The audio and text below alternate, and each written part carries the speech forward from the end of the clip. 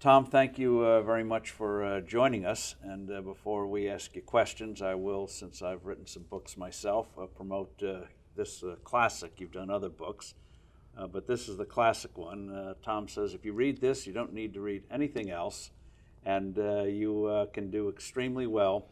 The key thing is, as you've pointed out time and time again, don't go with the gut. Have rules that work over time, even if it is not always a smooth path.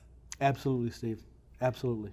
Now, before we get to your genius here and the ability to stick with the discipline and then expand it in other areas of investing, you had a most unusual childhood, and then getting into this whole area, you are severely dyslexic. Right.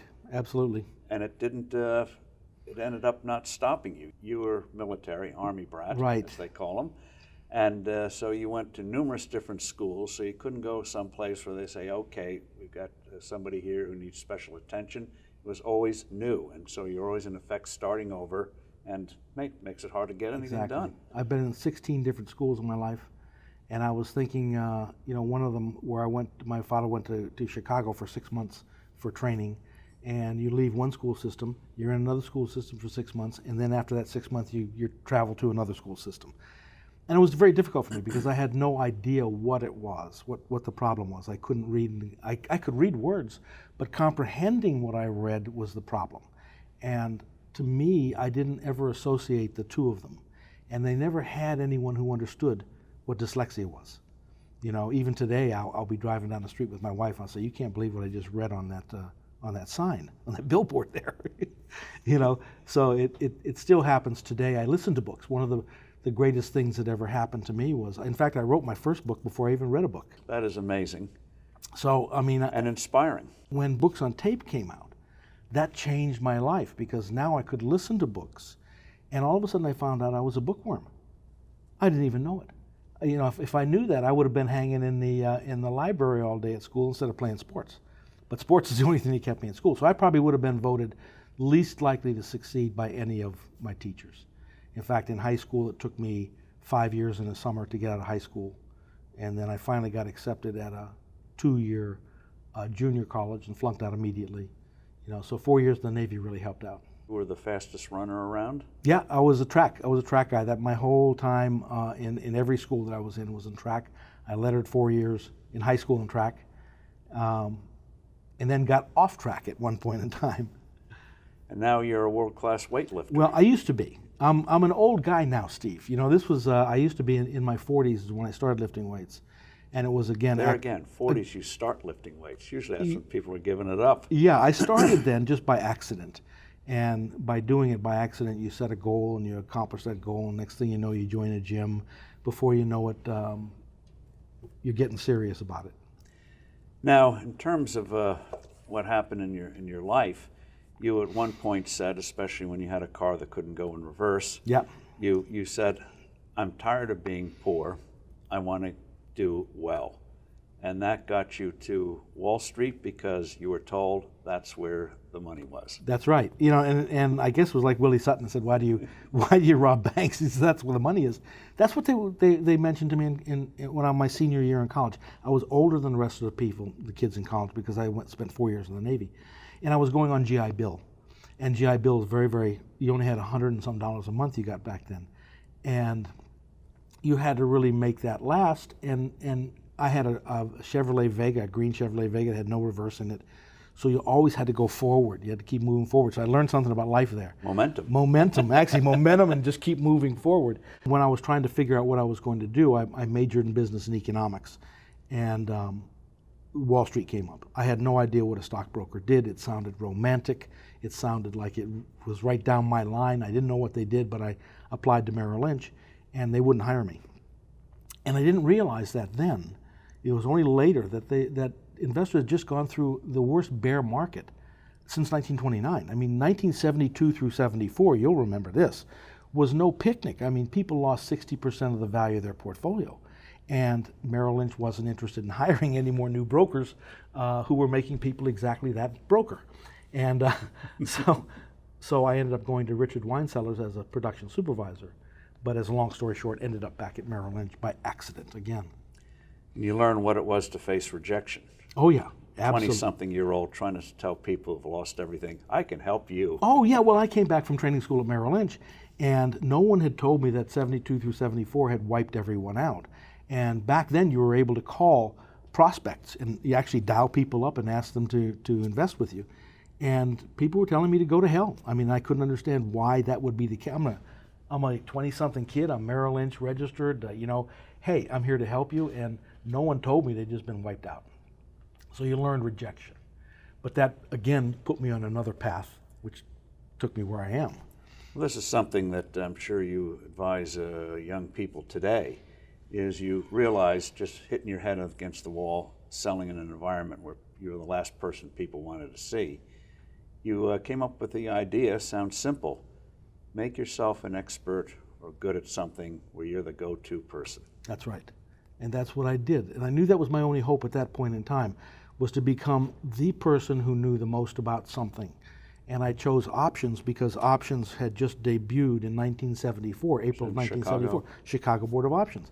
And I said, that's what I'm going to do, is I'm going to become an expert there because nobody else was. And that's what I eventually did, became the option coordinator for the branch, which meant nothing, but it did lead me to getting an opportunity offered me to come to Wheat First Securities, which was a very large regional brokerage firm back then, to develop and manage their first option department. And that's where everything begins from that point. But you did something a little unusual. You just didn't sell options. You realized, in effect, you wanted to be an architect. Yeah, that's what they offered, because what you did at Merrill Lynch is you sold the research. And whatever the stacks of research that you got from Harvard graduates and MBAs from Yale and whatnot, you just call the customer up and say, here's the new stock that we like. For me, I wanted to become more of an architect where I can take these stocks, sell calls against them, create different type of scenarios. And that's what I felt. I could be more of an architect doing this and bring more value to my customers. Research creator instead of just a customer. Yeah, exactly. Precisely. What made you realize that you had a knack to put things together that people hadn't put together? I don't know that I realized I had a knack for that. I knew I had to get a knack for that.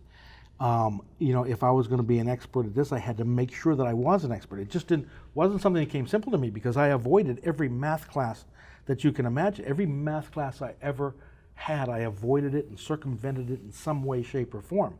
I'm not sure that I've ever passed a calculus course or anything like that, but I come to find out I have an affinity for math.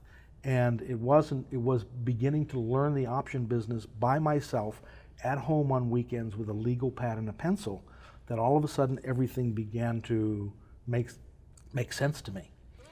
Now, one of the things about life is it can't be planned. Tell about the book that just set you off and saying, my God, this is it. I am starting the option strategy department, and I have carte blanche to do whatever I need to get your technology, which was almost none then, hire whom you need. And the first person I hired was from Charlotte, North Carolina. I needed to hire someone who knew the stock market and did well in trading. And this fellow brought with him, the first day he walks into my door, he hands me a book written by A.W. Cohen in 1947. He says, Tom, I'd like you to read this book because you'll understand the operating system in my mind. When I come to you with a stock or sector or the markets, you'll understand how I think. Well, as the head of the department, I thought it was important I do that. So I took that book, and it was the name of the book was The 3-Point Reversal Method of Point and Figure Stock Market Trading, 1947. And I think the cost of the book was $3, and it was a red and white paperback. It's out of print now, naturally, but I took that and I read it. I took it with my wife to Virginia Beach that weekend, and I opened the book and read the first paragraph of the introduction, and my life profoundly changed that moment. Because what it did is it brought me back to the most important course that I had in the university, which was Econ 101. And the most important concept that I learned in the university was the irrefutable law of supply and demand. And all of a sudden I read in these two paragraphs that's what the stock market really was all about anyway. If there are more buyers than sellers willing to sell, price must rise. If there are more sellers than buyers willing to buy, price must decline. If buying and selling is equal, price must remain the same. There's nothing else. You can send that to MIT, have it macerated, put a square root over the top of it, whatever you want to do. It's the irrefutable law of supply and demand that causes everything to happen. So all of a sudden the clouds cleared for me on Wall Street, and I saw everything for what it was. You can take that funnel and jam all the research you want down in there, all the personalities that are giving recommendations on all of the TV shows. But in the end, in the tip of that funnel, is price. And that price changes. And it changes as to whether the demand or supply is overtaking the other. That's it. So why not? I looked at this, I said, then why not just go to the tip of the funnel? Why bother with all of the rest of the stuff that's in there? Because price change is all we really care about. Now, one other thing that really hit you, statistics. Tell us about normal distribution. Well, statistics 101 was the next thing that was the most important to me. Because when I learned the normal distribution, it was like a major revelation to me. When you think about men's heights in the world, some of us are too tall, some of us are too short, but 68% of us, you'll find one standard deviation above or below trend. We're in the middle, we're middling. If you took women's blood pressures around the world in developed countries, you'll find it's normally distributed. Well, the same thing is in the stock market.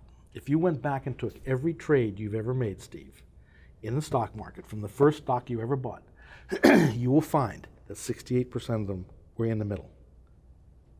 Some of them went really well, really broke out and went 3 standard deviations above trend, and some really did poorly. What that told you is that if 68% of the things that you do in the market are really kind of middling and not doing much, then find a strategy that can be successful when things are doing that. And that was the options covered writing.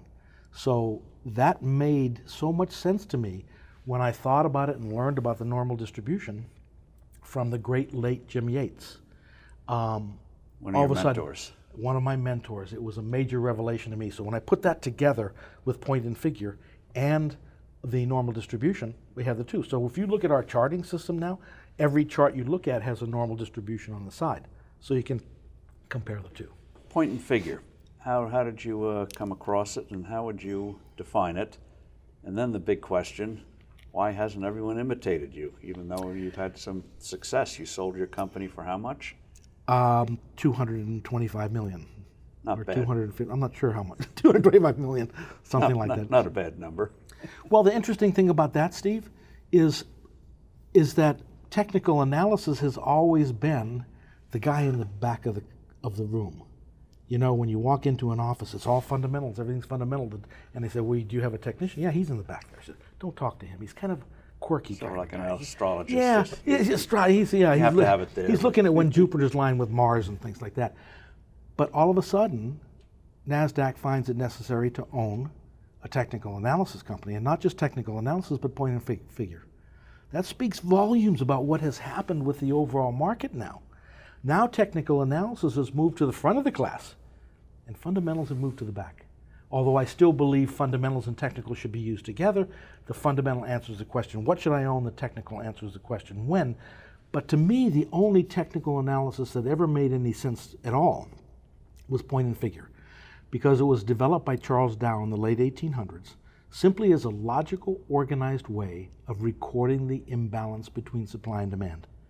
I believe in supply and demand in economics so strongly that when I saw that, I said, oh my God, if there is a holy grail of investing, I found it. This is it. How better can you get than simply organizing supply and demand? And that's all this is. And the X's and the O's are all that is made. Nothing has changed in this methodology for 150 years. It's the same way. Same thing has changed. And it's the easiest way to see it, and it's the great long-term way of understanding the movement of a particular stock or anything that has price. So describe it simply, and you've obviously done a lot of sophisticated work with it, but the basics are... It's something that my right hand at DWA, Tammy DeRozier, and myself went to Gates Elementary School one day and taught 7th graders this methodology in 40 minutes. But they don't have baggage, so adults take longer. That's exactly right. Adults take a lot longer because they have no baggage. You're exactly right, Steve. And it's really just a matter of, if you looked at the most basic buy signal that you can think of, would be a double top, and where a stock rises to a particular point, let's say 30, and then falls back, because stocks go up and they move up and down. As it falls back, The thing about point and figure is it requires at least a 3-box reversal, a certain number of points it has to come back before it's relevant enough to even record. Where bar charts and the other methodologies record everything no matter how inconsequential the move is, which makes it very difficult to see, the point and figure doesn't. So it's like a tennis match between supply and demand. And that's what you're recording, is that tennis match between supply and demand. It gives you a great long-term picture of the underlying vehicle that you're looking at. To me, there is nothing better than that, and I don't really subscribe to any other methodology of technical analysis than that. Statistics, yes, Statistics 101, normal distribution, that's it. I wouldn't use any other technical analysis for myself. So how do you determine supply and demand in a stock? What tells you there are a lot of buyers there, not a lot of supply, or vice versa? Well, when you see, in fact, here's a case in point. Back in 1992, if you looked at Coca-Cola, right. Coca-Cola rose to a particular level, and I can't remember what that level was, but it came up to a particular price and failed. There were sellers there. So there were more sellers than buyers at that level, so it forced it back down to column of O's. It did this 7 times over 2.5 years. Every time it hit that particular level, sellers came in and forced the stock back down. So you had a column of X's, goes back into a column of O's.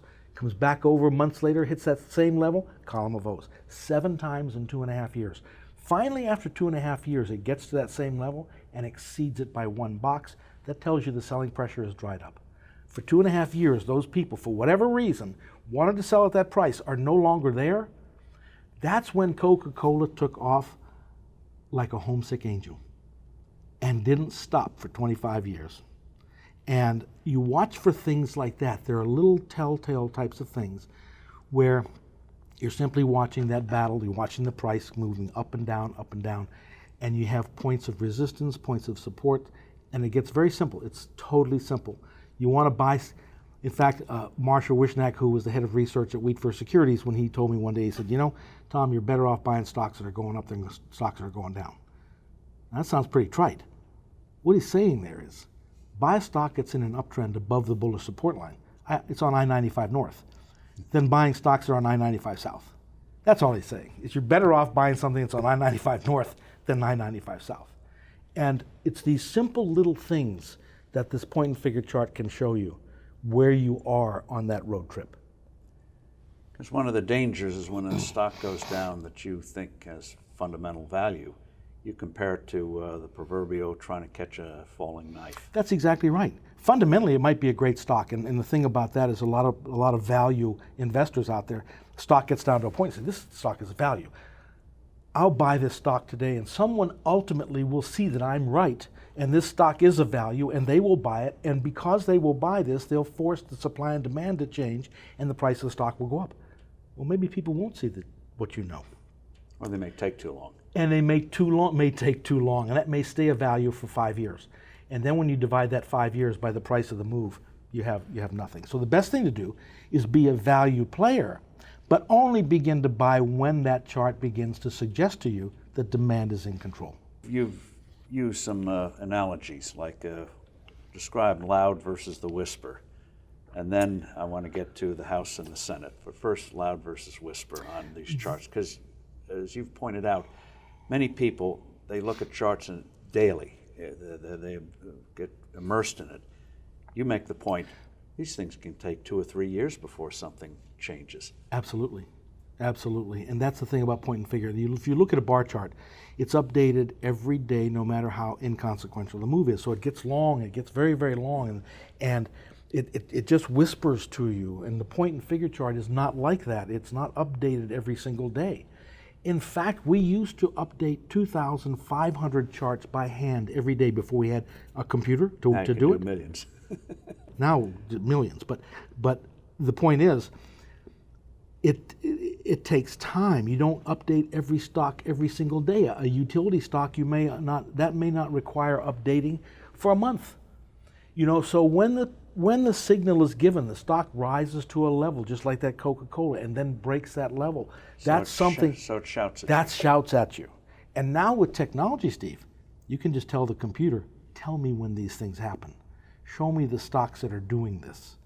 It's beautiful what technology can do now, because when you're looking at just X's and O's, computer already knows ones and zeros. When they just look at X's and O's, we can do all kinds of things with the point and figure chart that you cannot do with any other methodology of technical analysis. Now, indexing, as you know, has come a long ways. Right. People are wise to the fact you can lose your shirt in fees and trying to trade Exactly. and anticipate. And but there's indexing and there's indexing. That's right. And so first, well, this gets into buy and hold. Usually if you buy and hold, you do all right because you're not going to get whipsawed by emotions. Exactly. But you make the point that there's buy and hold and buy and hold. And describe first the S&P 500 and then the House and the Senate. There are two different kinds, and Absolutely. they are very different trading patterns. Very different. Very few people realize it. Wright-X created the equal weighted Standard & Poor's 500. Now, almost all advisors and all professionals are pitted against the cap weight. Now, here's the difference between the two. In fact, there was a recent article by MarketWatch, and it said, can the S&P 500 beat the S&P 500? And the answer is absolutely yes, because the same 500 stocks are capitalized differently. And the only one that the media will ever let you see, because it's the easiest one to beat, is the capitalization weighted. What does that mean? It's like Congress. The largest states have the most congressmen. So California has more congressmen than it does in Rhode Island. Right. Rhode Island has less voice than California.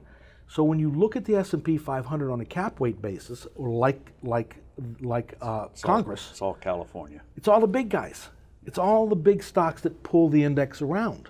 The guys at the bottom here don't have much voice. In the late 90s, there was a time when, 10 or 20 stocks of the S&P 500 were goosing the thing, and people thought that was a bull market. That's exactly right. And that's what you had. 10 or 20 of those stocks that were pulling the whole thing around.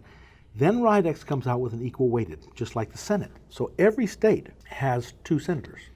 So Rhode Island has just as much voice as California has. So the two of them trade totally differently. So you can own the S&P 500, but I would ask a person, you want to index? Which one? And then if you really want to do something interesting, because the equal weighted S&P 500 has been the play since the year 2000. Since October of 2000, the market moved from cap weight to equal weight. It also moved from large cap to small cap. It also moved from growth to value. All you had to do was buy your customer a value equal weighted small cap index, and you outperform for the next 15 years. Again, indexing versus indexing. Now you make the point that point and figure charting can guide you as to what kind of indexing you should Exactly. move into. Yes, relative strength will guide you in the right direction. And what relative strength is, something we found, Chartcraft created this back in the 1950s. Chartcraft was the biggest purveyor of point and figure charts by paper. You bought them monthly. So ultimately, we have our own charting system that does that. We were able to do 200 relative strength charts by hand 30 years ago, because you have to divide one thing by another. You have to have gone through 4th grade. If you've been through 4th grade arithmetic, you're there. You already have it. So if I want to compare Coca-Cola and Pepsi-Cola, I would divide the price of Coca-Cola by the price of Pepsi-Cola. That gives me a number, and then I would plot that on a point and figure chart. It would look like a trend chart, but it's not. It's the relative comparison between the two stocks. When it's on a buy signal, like normally we just talked about, you should own the numerator. When it's on a sell signal, you should own the denominator. If I put the S&P 500 cap weight, offense, defense. Exactly, offense, defense. If I put the cap weight numerator, the equal weight denominator, I'm going to divide the two, come out with a number, put it on a chart, and I'll know which one to own. You've now have how many model indexes you now have? And how many have you put into ETFs? You have what, 17 ETFs? Well, we have 17 ETF, but now Nasdaq owns 100% of Dorsey Wright and Associates. We've got $52.5 billion with Nasdaq in managed money. So with Nasdaq, we've jumped that up significantly. So how is this useful for financial advisors? Well, it's useful for financial advisors because it gives them some direction. Rather than coming into the business now, 80% of financial advisors use modern portfolio theory. That's a whole other thing we could talk about. Well, the problem you have with that is, if you're a financial advisor, is Charles Schwab gives that away free. You just go to Charles Schwab, find that modern portfolio theory is totally free. So in order to be in the game and to be able to create a portfolio for your customers, you need some kind of direction. And as I mentioned before, fundamentals and technicals used together.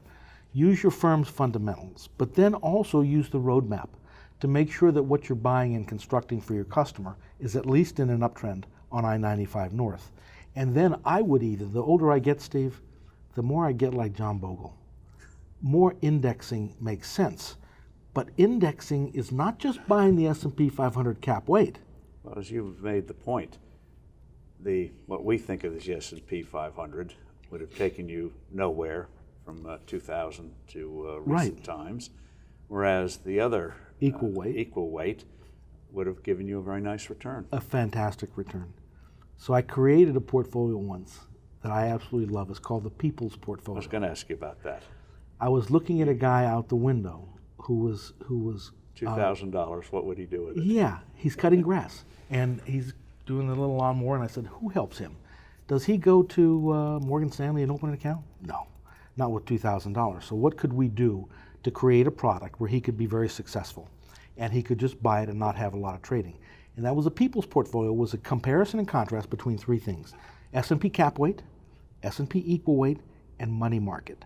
And at Dorsey Wright, MNYMKT is the symbol for money market, just like IBM or Coca-Cola or anything like that. The three are compared, and the one with the strongest relative strength, 100% of the portfolio is in. So when you look at this going back to the year 2000, let's say 16 years, there were only 2 times where money market came into play, where it beat the other 2. That was in 2001 and 2008. Those 2 points of time were flatlined in cash. So that People's Portfolio to me is near and dear to my heart, and anyone can do it from 5 to 50. Now, you noticed earlier in 2016 something changed in terms of these sectors. Describe what you saw changing, and has this change continued now? Is there some loud voicing going on? Well, what's really changed here, I think, is with the new President Trump coming in. And what you saw is a lot of sectors have changed. Now, in the beginning of 2016, we got really crashed. I mean, I'm telling you what, this market came down big time. It was like 2011. And a lot of people went through a real tough time thinking it was 2008 again. Things have stabilized now. And with Trump coming in as president, you have a new industry sectors that have moved into. Number one is the metals, not precious metals, but the metals that you would use for shovel-ready jobs that will be finally brought to the fore. You also have oil. Oil stocks have done exceptionally well now. Financials, the banks. If you look at some of the banks, if you look at some of the banks, oh my Lord, and especially some of the smaller type of banks, if you drill down to some of the, it's see with our local bank. It's been a bonanza already. So things are already beginning to move in expectation of a new administration. And so, you know, Yogi Berra once said, you can observe a lot just by watching. And the more you keep your eyes on things, the more you see things change. But for us, for our clients, you have things to do that you don't have time for research. We're going to take the research and we're going to present these things to you. So as the changes take place, we're going to be on top of it. So if somebody goes online, even an individual can find an ETF or start getting information that make them as good as, not as good as you, but get your fundamentals. As good as me. I mean, I'm nothing more than I found some very simple things that a person can do to be successful. And I think what we need to do is advisors need to give back and talk to individual investors about ETFs. There are many advisors who don't understand them very well themselves. Individual investors don't.